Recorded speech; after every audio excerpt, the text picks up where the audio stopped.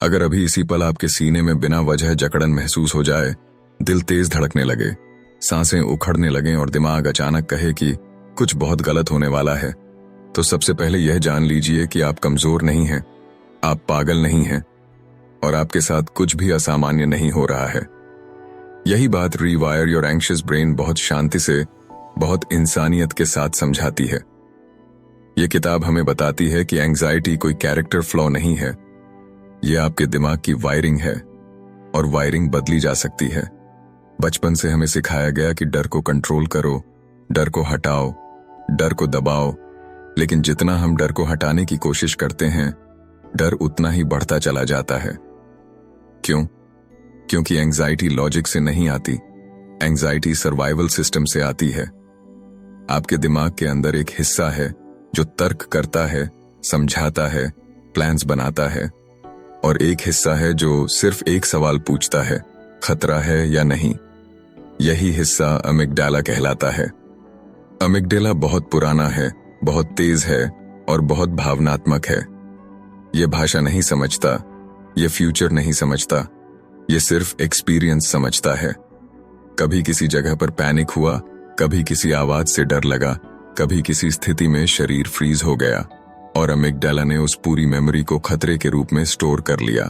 अगली बार वही जगह, वही आवाज, वही स्थिति आई और बिना पूछे शरीर अलार्म मोड में चला गया। दिल तेज, सांस तेज, पसीना, चक्कर और डर। आप दिमाग से कहते रह जाते हैं कि कुछ नहीं होगा, सब ठीक है, लेकिन शरीर आपकी बात सुनता ही नहीं। यही फ्रस्ट्रेशन एंग्जाइटी को और गहरा बना देती है। किताब यहां एक बहुत राहत देने वाली बात कहती है।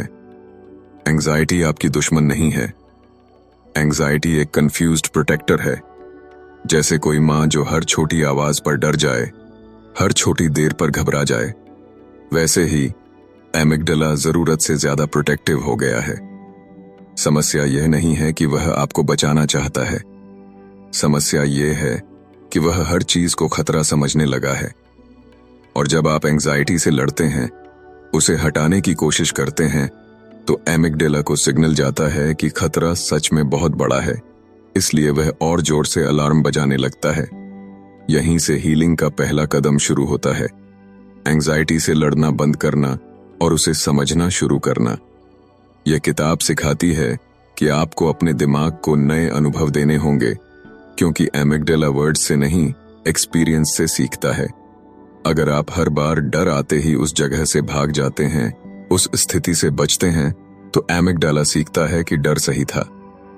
लेकिन अगर आप धीरे धीरे सुरक्षित तरीके से उसी स्थिति में रहते हैं, डर को महसूस करते हैं और फिर भी कुछ गलत नहीं होता, तो एमिगडाला को नया लेसन मिलता है। यह खतरा नहीं है, इसे रीवायरिंग कहते हैं, और यह धीरे होती है लेकिन परमानेंट होती है। किताब यह भी समझाती है कि एंग्जाइटी सिर्फ सोच में नहीं रहती, यह शरीर में रहती है, इसलिए सिर्फ पॉजिटिव थिंकिंग काफी नहीं होती। शरीर को भी सिग्नल देना पड़ता है। धीमी सांस, लंबा एक्सहेल, जमीन पर पैर महसूस करना, हल्की मूवमेंट, ये सब वेगस नर्व को सिग्नल देते हैं कि हम सेफ हैं। जब शरीर शांत होता है, तब दिमाग भी शांत होना शुरू करता है। अब यहां किताब एक बहुत गहरी बात कहती है। एंग्जाइटी को खत्म करने का लक्ष्य मत बनाइए, एंग्जाइटी के साथ रहना सीखिए। जब आप कहते हैं कि ठीक है, डर है, रहने दो, तो आप दिमाग को बताते हैं कि खतरा उतना बड़ा नहीं है। धीरे धीरे डर की इंटेंसिटी कम होने लगती है। दूसरे हिस्से में किताब यह सवाल उठाती है कि अगर एंग्जाइटी ऑटोमेटिक है, तो क्या हम हेल्पलेस हैं? जवाब है नहीं, आप हेल्पलेस नहीं हैं, आप अनट्रेन्ड हैं। जैसे किसी मसल को एक्सरसाइज चाहिए, वैसे ही एमिगडाला को भी ट्रेनिंग चाहिए। यह ट्रेनिंग छोटी छोटी चीजों से शुरू होती है, जैसे डर के समय भागना बंद करना, डर के साथ सांस लेना, डर को ऑब्जर्व करना। एक आदमी जो लिफ्ट में पैनिक करता है, वह हर बार लिफ्ट से बचता है और डर बढ़ता जाता है। लेकिन वही आदमी अगर धीरे धीरे लिफ्ट में जाता है, कुछ फ्लोर्स तक रुकता है और कुछ नहीं होता, तो दिमाग सीखता है कि लिफ्ट खतरा नहीं है। किताब बार बार यह याद दिलाती है कि एंग्जाइटी का मतलब यह नहीं कि कुछ गलत हो रहा है। एंजाइटी का मतलब यह है कि आपका दिमाग आपको बचाने की कोशिश कर रहा है। यह पर्सपेक्टिव बदलते ही आधा बोझ उतर जाता है। भारतीय उदाहरण लें तो जैसे किसी माँ का बेटा देर से घर आए और माँ का दिल बैठ जाए। वह सैकड़ों डर की कहानियां बना ले, लेकिन जैसे ही बेटा दरवाजे पर आता है सब डर गायब। खतरा था ही नहीं, दिमाग ने बना लिया था। एंजाइटी भी यही करती है। किताब हमें यह भी सिखाती है कि एंग्शियस ब्रेन फ्यूचर में जीता है, जबकि शांति प्रेजेंट में रहती है। जब आप बार बार अगर ऐसा हो गया तो में फंसते हैं, तब एंजाइटी मजबूत होती है। लेकिन जब आप अपने सेंसेस में आते हैं, अभी मैं क्या देख रहा हूं, क्या सुन रहा हूं, क्या महसूस कर रहा हूं, तब दिमाग वर्तमान में लौटता है और अलार्म धीमा पड़ने लगता है। तीसरे हिस्से में किताब सबसे महत्वपूर्ण संदेश देती है। आप एंजाइटी से आजाद नहीं होते, आप एंजाइटी के मालिक बनते हैं। आप डर को आने देते हैं, लेकिन उसे डायरेक्शन नहीं देते। आप डर को महसूस करते हैं, लेकिन उसके हिसाब से फैसले नहीं लेते। यही असली आजादी है। स्पिरिचुअल स्तर पर यह किताब हमें वही सिखाती है जो ध्यान और योग सिखाते हैं। विचार आप नहीं हैं, सेंसेशंस आप नहीं हैं, डर आप नहीं हैं। आप वह हैं जो इन सबको देख रहा है। जब यह समझ आने लगती है, तब एंजाइटी की पकड़ ढीली पड़ने लगती है। एंजाइटी आती है, जाती है, लेकिन आप स्थिर रहते हैं। किताब के अंत में एक बहुत सुंदर बात कही गई है। हीलिंग कोई सीधी रेखा नहीं होती। कुछ दिन अच्छे होंगे, कुछ दिन मुश्किल होंगे, लेकिन हर बार जब आप डर के साथ भी आगे बढ़ते हैं, आप अपने दिमाग को नया रास्ता दिखाते हैं। ट्वेरिंग कर रहा है, एक दिन का काम नहीं है, लेकिन यह संभव है। आप टूटे हुए नहीं हैं, आप सीख रहे हैं। आज अगर आपका दिमाग ज्यादा डरता है, तो इसका मतलब यह है कि आपने बहुत कुछ सहा है और आपका दिमाग आपको बचाने की कोशिश कर रहा है। अब उसे प्यार से सिखाने का समय है कि वह सुरक्षित है। अब जरा गहराई से समझते हैं कि एंजाइटी को रिवायरिंग कैसे किया जाता है, क्योंकि यहीं पर ज्यादातर लोग अटक जाते हैं। बहुत से लोग सोचते हैं कि अब उन्हें बस पॉजिटिव एफर्मेशंस बोलने हैं या खुद को बार बार समझाना है कि डर बेकार है।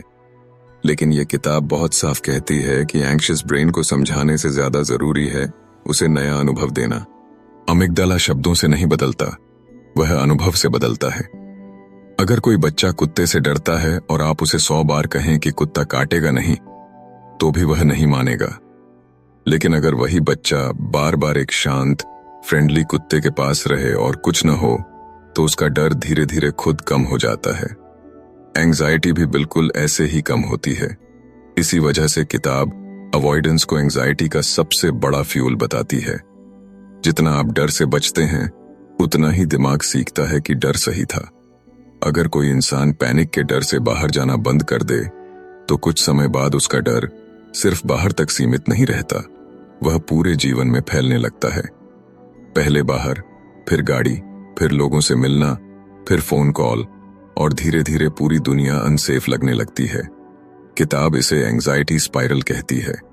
लेकिन जैसे अवॉइडेंस डर को बढ़ाता है, वैसे ही जेंटल एक्सपोजर डर को कमजोर करता है। जेंटल एक्सपोजर का मतलब यह नहीं कि आप खुद को जबरदस्ती सबसे मुश्किल स्थिति में डाल दें, बल्कि इसका मतलब है छोटे छोटे कदम।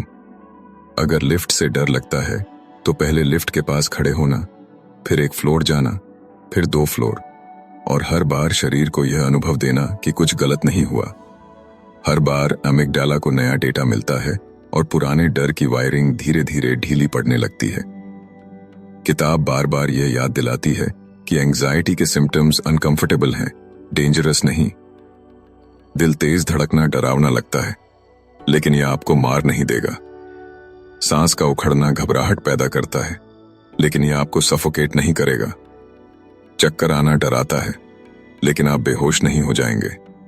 जब आप इन सेंसेशंस को टॉलरेट करना सीख लेते हैं, तब एंजाइटी की ताकत आधी हो जाती है। एंजाइटी का असली डर सिम्टम्स का नहीं होता, बल्कि सिम्टम्स के मतलब का होता है। हम सोच लेते हैं कि यह हार्ट अटैक है, यह पागलपन है, यह कंट्रोल खोने का संकेत है। किताब सिखाती है कि सिम्टम्स को सिम्टम्स की तरह देखना सीखिए, उन्हें कहानी मत बनाइए। जैसे बुखार आने पर आप ये नहीं सोचते कि जीवन खत्म हो गया, वैसे ही एंजाइटी सिम्टम्स को भी एक टेम्पररी बॉडी रिएक्शन मानना सीखिए। किताब एक बहुत सुंदर कॉन्सेप्ट देती है जिसे राइड द वेव कहा गया है।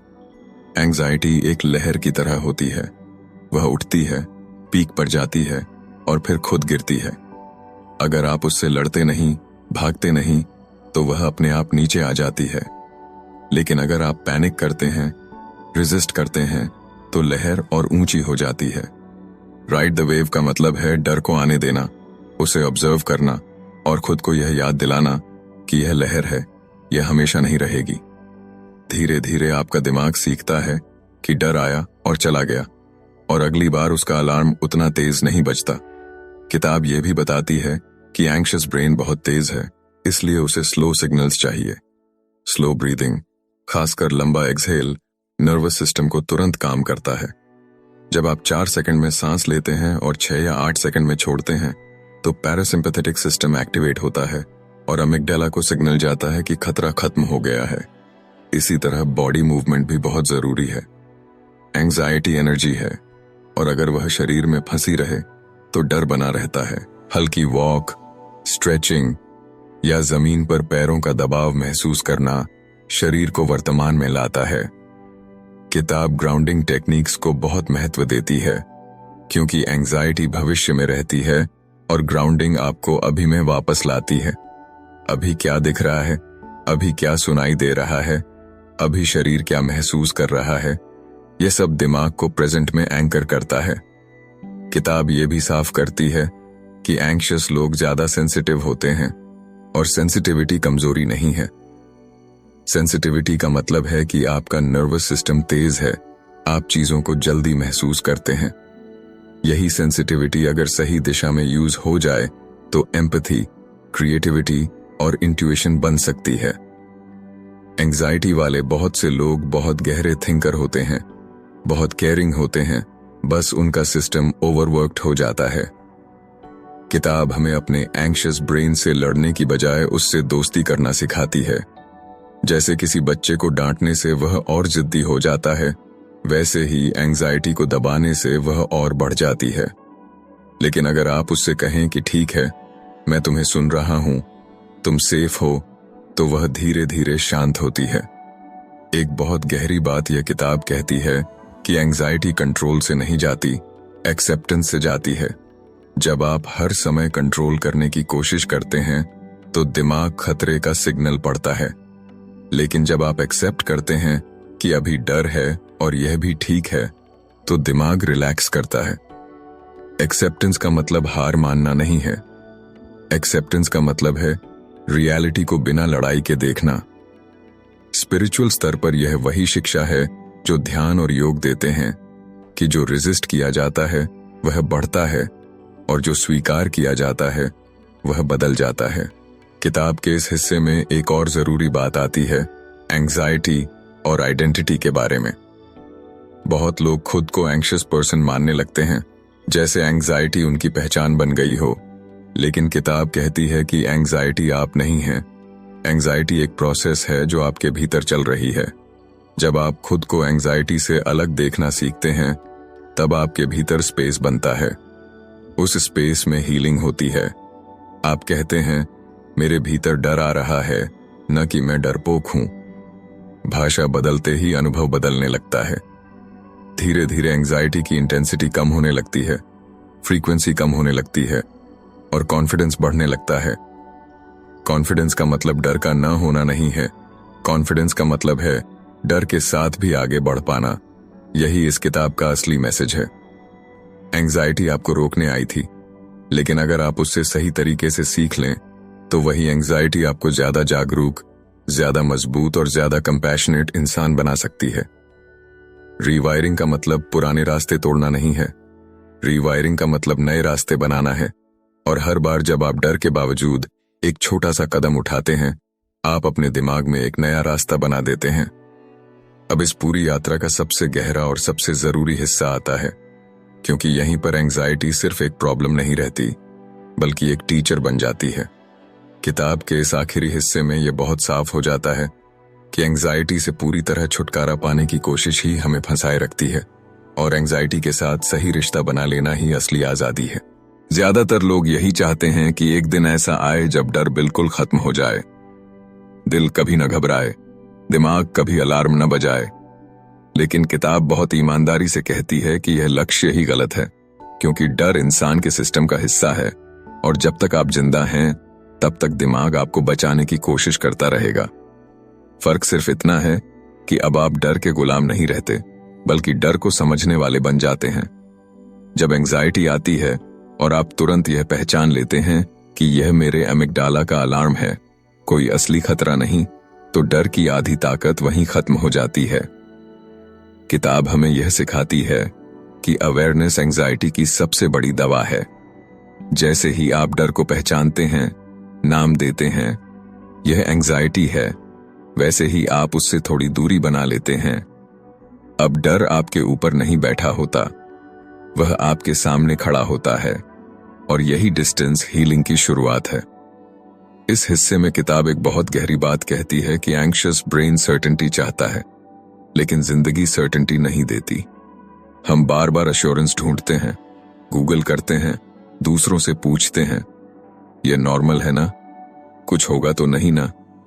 लेकिन यह रीअश्योरेंस कुछ समय के लिए राहत देता है और फिर एंजाइटी और मजबूत हो जाती है, क्योंकि दिमाग सीखता है कि बिना एश्योरेंस के हम सेफ नहीं हैं। किताब सिखाती है कि रीअश्योरेंस छोड़ना एंजाइटी को कमजोर करता है, क्योंकि जब आप बिना गारंटी के भी जीना सीखते हैं तब दिमाग फ्लेक्सिबल बनता है। यह आसान नहीं है, लेकिन यही ग्रोथ है। जिंदगी में कोई भी चीज 100% सेफ नहीं होती और एंग्शियस ब्रेन को यही सिखाना पड़ता है कि अनसर्टेनिटी भी सहन की जा सकती है। यही कारण है कि एंजाइटी वाले लोग अक्सर बहुत इंटेलिजेंट होते हैं, बहुत ज्यादा सोचते हैं, हर पॉसिबिलिटी देख लेते हैं, लेकिन इसी इंटेलिजेंस का दूसरा पहलू डर बन जाता है। किताब हमें यह समझाती है कि हमें इंटेलिजेंस को कंट्रोल नहीं करना है, हमें उसे सही दिशा देनी है। ओवरथिंकिंग को ऑब्जर्वेशन में बदलना है। जब विचार आए तो उन्हें पकड़कर बैठना नहीं है, बस देखना है। यह वही प्रैक्टिस है जो मेडिटेशन सिखाती है। स्पिरिचुअल स्तर पर किताब हमें वही सिखाती है जो गीता और उपनिषद सिखाते हैं, कि आप विचार नहीं हैं, आप सेंसेशंस नहीं हैं, आप डर नहीं हैं, आप वह हैं जो इन सबको देख रहा है। जब यह समझ भीतर उतरने लगती है, तब एंजाइटी आती भी है तो आपको डुबोती नहीं है। आप कहते हैं, ठीक है, डर है, रहने दो, मैं अपना काम करता रहूंगा। यही एक्सेप्टेंस असल में करेज है। किताब ये भी बताती है कि एंजाइटी का हीलिंग अकेले दिमाग में नहीं होता, हीलिंग जीवन में होता है। जब आप धीरे धीरे उन चीजों को फिर से करने लगते हैं जिन्हें डर की वजह से छोड़ दिया था, तब आत्मविश्वास वापस आता है। पहले कॉन्फिडेंस नहीं आता, पहले एक्शन आता है और एक्शन के बाद कॉन्फिडेंस बनता है। यह बहुत बड़ा इल्यूजन है कि पहले कॉन्फिडेंट होंगे तब करेंगे। एंजाइटी में उल्टा करना पड़ता है, पहले करना पड़ता है, कॉन्फिडेंस बाद में आता है। जैसे कोई इंसान जिसने सालों गाड़ी नहीं चलाई, उसे डर लगेगा, हाथ कांपेंगे, लेकिन जैसे जैसे वह ड्राइविंग करता है, दिमाग सीखता है कि यह सेफ है और डर कम होता जाता है। किताब बार बार यह याद दिलाती है कि हीलिंग लीनियर नहीं होती। कुछ दिन बहुत अच्छे होंगे, लगेगा कि अब एंजाइटी खत्म हो गई, और फिर अचानक एक दिन डर वापस आ जाएगा।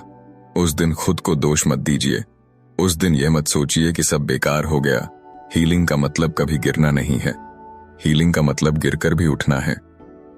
हर बार जब एंजाइटी आती है और आप उससे भागते नहीं, आप उससे लड़ते नहीं, बल्कि उसे अलाउ करते हैं और फिर भी अपना रास्ता चुनते हैं, आप अपने दिमाग को एक नया लेसन देते हैं और ये छोटे छोटे लेसन्स मिलकर एक नया ब्रेन बनाते हैं। किताब का सबसे सुंदर संदेश यही है कि एंजाइटी आपको तोड़ने नहीं आई थी, एंजाइटी आपको सिखाने आई थी। यह आपको सिखाने आई थी कि आप कितने सेंसिटिव हैं, कितने जागरूक हैं, कितनी गहराई से चीजों को महसूस करते हैं। अगर सही तरीके से समझ लिया जाए तो एंजाइटी कंपैशन बन सकती है, अवेयरनेस बन सकती है, स्ट्रेंथ बन सकती है। आखिर में किताब ये बहुत प्यार से कहती है कि आप जल्दबाजी मत कीजिए, अपने दिमाग के साथ पेशेंस रखिए। आपने सालों में जो वायरिंग बनाई है वह एक हफ्ते में नहीं बदलेगी, लेकिन हर छोटा कदम मायने रखता है।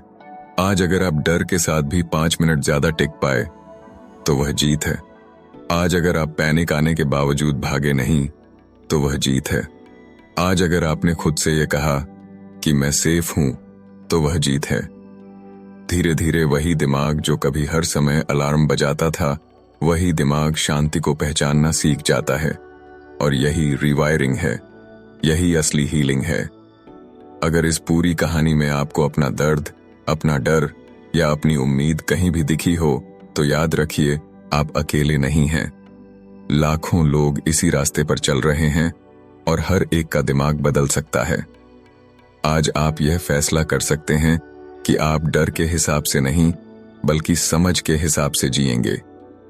दोस्तों, अगर यह कहानी आपको थोड़ी भी राहत दे पाई हो, अगर आपको यह महसूस हुआ हो कि आप अकेले नहीं हैं, तो आज एक छोटा सा कदम उठाइए। डर से भागिए मत, डर को सुनिए और अपने शरीर को बताइए कि आप सेफ हैं। धीरे धीरे वही दिमाग जो आज डराता है, कल आपका सबसे बड़ा सहारा बन जाएगा। और अगर आप मन, दिमाग और जीवन को समझने वाली ऐसी ही गहरी किताबों की कहानियां सुनते रहना चाहते हैं, तो चैनल को अभी सब्सक्राइब कीजिए, क्योंकि अगली कहानी शायद वही होगी जो आपके डर को दोस्त बना दे। धन्यवाद दोस्तों।